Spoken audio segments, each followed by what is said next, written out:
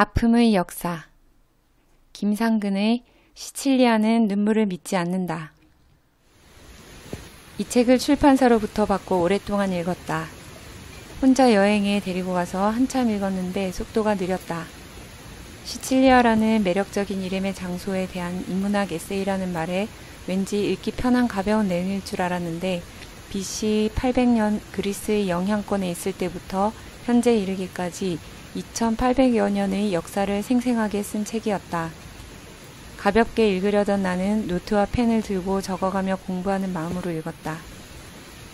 지구 반대편의 나에게 생소한 이곳의 이야기가 실제적으로 와닿은 것은 어느 정도 현재와 가까운 시기에 접어들면서부터이다. 괴테가 시칠리아에 다녀간 이후 뒤쪽은 정말 재미있게 읽었다. 우리나라도 외세의 침입을 많이 받기로 둘째가라면 서러워할 역사를 지니고 있지만 이 책을 읽으며 시칠리아를 따를 곳이 있을까 싶었다. 슬픔의 땅임을 묘사하고 싶었던 저자는 사진작가 동생이 찍은 시칠리아의 어부 사진을 표지에 담았다. 2800년 동안 14번의 외지인의 침략을 당해 수탈과 압제에 시달린 그야말로 슬픔이 가득한 땅이다. 정치적으로 외면당하기 일쑤이고 경제적으로 고립되고 지진과 가뭄, 화산 폭발과 해일의 두려움이 도사린 곳이다. 마피아의 근거지로 착취당하고 오랫동안 유럽의 곡식창고로 수탈당하던 이곳이 지금까지 명맥을 유지하고 있는 이유가 다른 이의 얄팍한 눈물을 믿지 않고 미래에 대한 지나친 희망에 기대지 않은 채 하루하루 묵묵히 살아왔기 때문이 아닐까?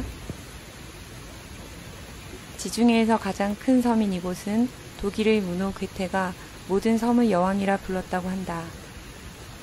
그리스와 로마, 프랑스와 스페인 등 많은 나라의 지배를 받는 동안 만들어진 여러 문화의 자취가 남아있어 아름다운 풍광과 함께 관광객들에게 인기가 있다고 한다. 에트나라는 활화산이 있어 단테는 신곡에서 시칠리아를 붉은 섬이라 이름 붙였다고 한다. 그리스 이주민이 정착하여 참주 시대를 거치며 헤라 신전, 콩코르디아 신전, 제우스 신전과 같은 도리스 양식의 건물을 남겼다.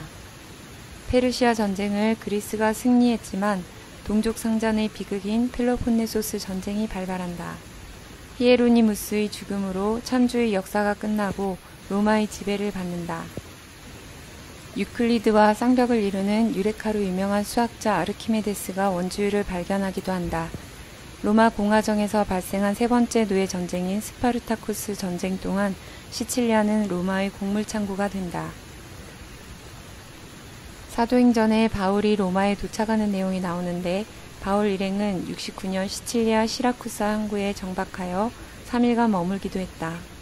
468년부터 902년에는 반달, 동고트, 비잔틴의 통치가 이어졌다.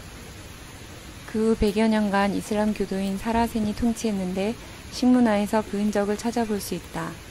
파스타가 처음 소개되었고 쌀, 멜론, 샤프란, 바나나, 귤, 아몬드 등이 처음 소개되었다. 오렌지가 대량 재배되었고 지금까지도 농업의 중요한 부분을 차지한다.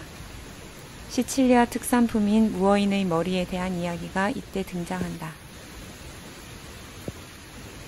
이후 시칠리아는 프랑스 노르만, 독일 호헨슈타우펜 왕가, 프랑스 카페 왕조, 스페인의 아라곤까지 700년간 외세의 통치를 받는다.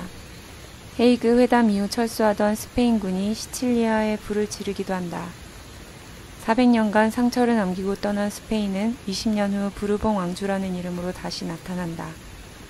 1787년 작가이자 바이마르 공국의 정치가였던 괴테는 부르봉 총독의 초대로 팔레르모에 도착하여 시칠리아의 돌과 흙에 매료되었고 그리스 신전을 찾았다. 그리스어에 능통했고 그리스 역사에 정통했던 그는 그 땅에서 자라는 식물을 관찰하여 재배 방식 등 자세한 설명을 기록했다고 한다. 19세기 중반까지 나뉘어 통치되던 이탈리아는 나폴레옹의 워털루 전투 실패 이후 통일 이탈리아에 대한 꿈을 꾼다. 주세페 마치니와 가리발디는 공화제를 바라며 젊은 이탈리아 당을 이끌었으나 준비가 덜 된 혁명가들은 꿈을 이루지 못하였다가 시민 저항이 시작되었다는 소식을 들은 가리발디는 다시 마르살라에 상륙해 시칠리아를 탈환하고 나폴리로 입성하여 통일운동의 영웅이 된다. 시칠리아는 1861년 통일 이탈리아 왕국에 최초 병합되어 비토리오 에마누엘레 2세의 통치를 받는다. 통일은 되었지만 전쟁으로 인해 경제적 손실이 많았기에 막중한 조세 정책으로 또 한 번 시칠리아는 고통을 겪는다.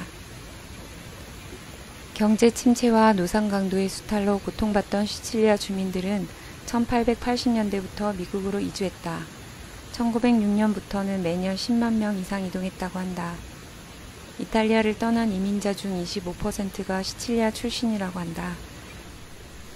마피아와 무솔리니의 파시즘 간 충돌과 2차 세계대전을 겪고 현재는 특별자치주가 되었다. 영화 대부의 배경이라는 내용을 읽으며 그 영화를 보고 싶어졌다. 수많은 세월 동안 외세의 침입을 받으며 공포에 질린 심리 상태로 살았을 시칠리아인을 만나보고 싶다는 생각을 했다. 시칠리아에 여행을 가게 된다면 이 책을 가져가고 싶다. 저자는 이 책 외에도 3권의 도시, 로마, 베네치아, 피렌체에 대한 책을 더 썼다. 이 3 도시는 오래전 이탈리아 여행 때 가본 곳이다. 기회가 된다면 이 책들도 만나보고 싶다.